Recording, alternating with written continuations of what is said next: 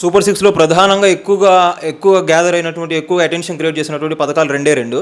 ఒకటైతే free bus scheme ఒకటి, ఇంకోటి నెక్స్ట్ వచ్చేసి నీకు 15,000 అని చెప్పి బాగా వైరల్ అయినటువంటి తల్లికి వందనం స్కీము. ఈ రెండు కూడా డేట్లు ఫిక్స్ చేశారని చెప్పి వినిపిస్తూ ఉంది. ఆగస్టు 15 అని చెప్పి ఫ్రీ బస్ చెప్పేశారు. కానీ ఇది తల్లికి వందనం సంబంధించి ఇంకా సరిగ్గా గైడ్లైన్స్ అనేవి రాలేదని చెప్పి వినిపిస్తుంది. మరి ఎప్పుడు అమలు చేసే అవకాశం ఉందంటారు? ఆల్రెడీ లోకేష్ గారు హెచ్ఆర్డీ మినిస్టర్ వారు ఆల్రెడీ అసెంబ్లీ సాక్షిగా దానికి సంబంధించిన విధి విధానాలను ఆల్రెడీ చెప్పడం జరిగింది. అలాగే జరిగిన మహానాడులో కూడా వారు ఏదైతే అమ్మఒడికి సంబంధించి ప్రస్తావన వచ్చినప్పుడు వారు ఒక డేట్ని చూచాయిగా చెప్పడం జరిగింది. మనందరికీ తెలుసు ప్రస్తుతం ఇప్పుడున్న సిచ్యువేషన్లో విద్యా సంస్థలన్నీ కూడా హాలిడేస్లో ఉన్నాయి.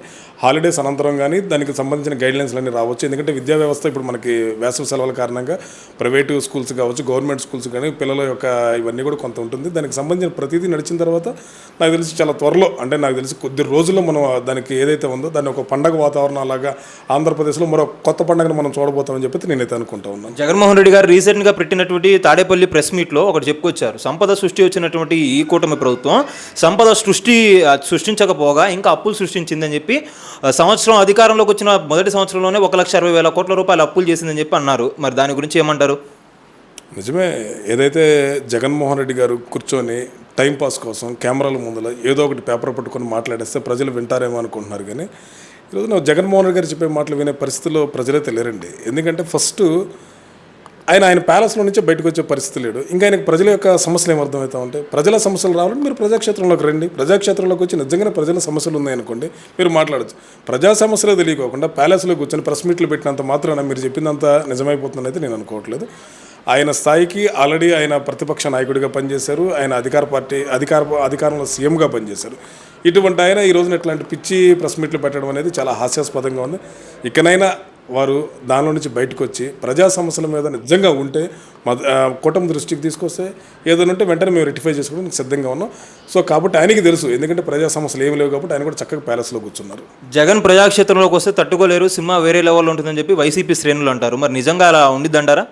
నిజంగా సినిమా వేరే లెవెల్ ఇట్లాంటివి అయితే మాకు తొళ్ళగొట్టుకోవడాలు, మేసాలు తిప్పుకోవడం మా నాయకులు మాకు ఎవరూ నేర్పించలేదండి. కూటమి ప్రభుత్వం గాను, లేకపోతే భారతీయ జనతా పార్టీ, తెలుగుదేశం ప్రభుత్వం, లేకపోతే జనసేన ప్రభుత్వం చాలా క్రమశిక్షణ కలిగిన కార్యకర్తలతో ఉండే పార్టీ కాబట్టి మాకు ఈ సినిమాలు తొళ్ళగొట్టుకోవడాలు, లేకపోతే గుండెలు బాదుకొని మాస్ డైలాగులు చెప్పడం అనేది కాదు. మాకు తెలిసింది ఒకటే, ప్రజలకు కావాల్సిన ఏదైతే మౌలిక వసతులు ఉన్నాయి, ప్రజలకు కావాల్సిన అవసరం ఉన్నాయి, వాటిని తీర్చడం. మేము దాని మీద దృష్టి పెడతాం. ఆయన సినిమాలు ఏదైనా ఉంటే ఆయన థియేటర్లో ఆడించుకోమనండి. దయచేసి ఆ డైలాగులు ఏదైనా ఉంటే వాళ్ళ సోషల్ మీడియాలో ఇప్పించుకోమనండి. వైఎస్ఆర్సీపీ వాళ్ళు వెన్నుపోటు దినం అని చెప్పి కూటమి ప్రభుత్వం ఏ రోజైతే ఎలక్షన్లో గెలిచిందో ఆ ఒక్క డేట్ని పర్టికులర్గా తీసుకొని రాష్ట్ర వ్యాప్తంగా కూడా నిరసన కార్యక్రమాలు చేయడానికి వీళ్ళందరూ కూడా ముందుకొచ్చారు. అందులో భాగంగా ఒక అపశృతి జరిగింది. బొత్స సత్యనారాయణ గారిది ఒకటి జరిగింది, ఇంకా వేరే నియోజకవర్గాలు వేరే జరిగినాయి. ప్రధానంగా అయితే అందరికన్నా బాగా ఎక్కువగా ఇంపుగా కనిపించింది మాత్రం అంబటి రాంబాబు గారు. ఏ విషయం మీకు తెలిసే ఉంటుందంట.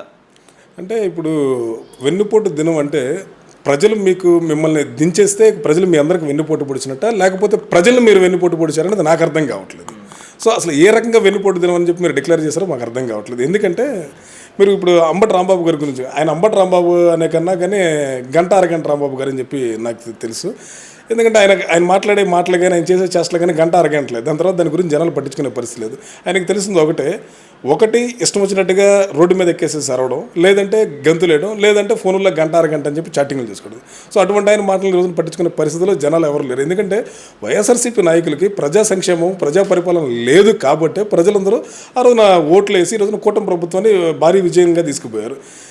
దాన్ని పట్టుకొని మీరు ఈ రోజున వెన్నుపోటు దినం జరుపుతున్నారంటే అంటే మీకు ప్రజలు ఓట్లు వేయలేదు కాబట్టి ప్రజలు మీకు వెన్నుపోటు పొడిచారని చెప్పి మీరు అడుగుతున్నారా, లేకపోతే ఏ రకంగా మీరు దాన్ని వెన్నుపోటు దినం అంటున్నారో మాకు అర్థం. ఎందుకంటే ప్రజలందరూ స్వచ్ఛందంగా సంవత్సర పరిపాలన హ్యాపీగా ఎంజాయ్ చేస్తూ ఉన్నారు. ఈరోజు ఇది ప్రజా పరిపాలన నడుస్తూ ఉంది, ఇది ప్రజా విజయం అని చెప్పేసి అందరూ చెప్తా ఉంటే నువ్వు వెన్నుపోటు దినం అంటే ప్రజలందరూ ఈరోజు నీకు వెన్నుపోటు పొడిచారు అంటే నీకు ఓటైన ప్రతి ఒక్కరు, అంటే నీకు ఓటైనంత మాత్రం ప్రజలందరూ మిమ్మల్ని వెన్నుపోటు పొడిచారంటే మీరు ఎంత సెల్ఫ్ డిఫెన్స్లో ఉన్నారనేది మీరు ఆలోచించుకోవాలి. ప్రజల్ని కూడా మీరు నేరస్తులుగా చూపిస్తున్నారంటే ఈ రకంగా మీ పరిపాలన ఏ రకంగా జరిగిందనేది కూడా మీరు ఆలోచించుకోవాలి. కాకపోతే ఈ కార్యక్రమాలు ఏవైతే వీళ్ళు చేశారో వెన్నుపోటు దినం అనేది రాష్ట్ర వ్యాప్తంగా కొత్త జోష్ అయితే నింపింది వైఎస్ఆర్సీపీ శ్రేణుల్లో. అంత పెద్ద మొత్తంలో జనాలు ఎలా వచ్చారంటారు మరి? అంటే కొత్త జోష్ నింపిందని మీరు అంటున్నారు. మేమైతే ఎక్కడో చూడలేదండి. అంత జోషు చూడలేదు, అంత ఉత్సాహం మేమైతే చూడలేదు. నాకు తెలిసి ఏ ఒక్క ప్రజలు కూడా స్వచ్ఛందంగా పోయింది అయితే ఏమీ లేదు. ఎక్కడన్నా 1-2 చోట్ల జరిగింది అని చెప్పేసి అంటే ఒక బలవంతపు ప్రదర్శన చేద్దాం, బల ప్రదర్శన చేద్దామని చెప్పి చూపించిన చోట కూడా మనం చూసాం. ఒక ఆయన పాపం వడదెబ్బ తట్టుకోలేక ఇంట్లో కూర్చోవలసి వచ్చింది, ఇంకొక రకమైన పరిస్థితులు ఏర్పడుతూనే ఉంటాయి.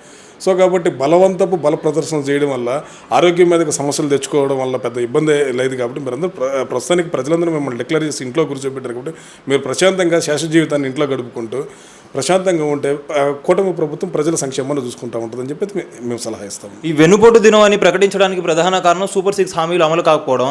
సో ఈ సూపర్ 6 హామీలు అమలు చేయొచ్చు కదా మరి? సూపర్ 6 హామీలు అమలు కాలేదని చెప్తున్నారు. సూపర్ 6 హామీలు ఆల్రెడీ ఒక్కొక్కటి ఒకదాని తర్వాత ఒకటి నడుస్తూ ఉంటుంది. దానికి సంబంధించిన షెడ్యూల్ చేసుకుంటా ఉన్నాము. దానికి సంబంధించిన ఏదైతే ఉందో మేనిఫెస్టోలో ఏదైతే వాళ్ళు పొందుపరిచారో కూటమి ప్రభుత్వం దాన్ని చేయడానికి సిద్ధంగా ఉన్నాం. దానికి విడతల వారికి డేట్లు అనౌన్స్ చేస్తున్నాం. ఆ డేట్లలో వస్తాయి. ఆ రోజున రానప్పుడు ప్రజలే మమ్మల్ని వ్యతిరేకిస్తున్న విషయం మాకు తెలుసు. సో కాబట్టి మేము ప్రజా వ్యతిరేకతను కూడగొట్టుకోవడానికి మీలాగా మేమైతే లేము. కాబట్టి మేము చాలా ఒళ్ళు దగ్గర పెట్టుకుని కూటమి ప్రభుత్వం పనిచేస్తామంది.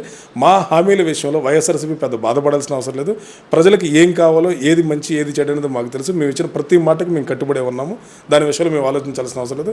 వీటన్నిటికీ ముఖ్యం మాతో పాటు ప్రశ్నించడానికి పవన్ కళ్యాణ్ గారు ఎప్పుడు మా వెంటే ఉంటారు. కాబట్టి సో ఆయనని మేము ఎప్పుడు కూడా ఫేస్ చేయాలి. కాబట్టి సో మా హామీలు మేము ఎప్పుడు నెరవేర్చడానికి సిద్ధంగానే ఉన్నాం. ప్రశ్నిస్తున్నారు ఆయన మరి? ఆయన 100% అండి. ఆయన ప్రశ్నించట్లేదని మీరు అంటారా? మాకైతే కనిపించలేదు, వినిపించట్లేదు. అంటే మీకు కనిపించట్లేదు, వినిపించట్లేదు అంటే మేబీ మీరు ఆయన కలవట్లేదేమో, లేకపోతే మీరు ఆయన చెప్పేది వినట్లేదేమో. దయచేసి ఒకసారి మీరు కూడా వినండి, ఆయన చూడండి, ఆయన ఐడియాలజీ అర్థం ఉంటుంది. అట్లానే ఈ రోజున చంద్రబాబు నాయుడు గారు ఆయన చాలా విజనరీ ఉన్నాయి. మహిళలకు కానీ లేకపోతే ఈ రోజున యువకులకి ఏం కావాలనేది యువతతో పాటు పోటీ పడి పనిచేసే 77 పదుల వయసులో ఉండి ఆయన పనిచేస్తూ ఉన్నారు. అలాగే ప్రశ్నించే నాయకుడు పవన్ కళ్యాణ్ గారు మాతో పాటు ఉన్నారు.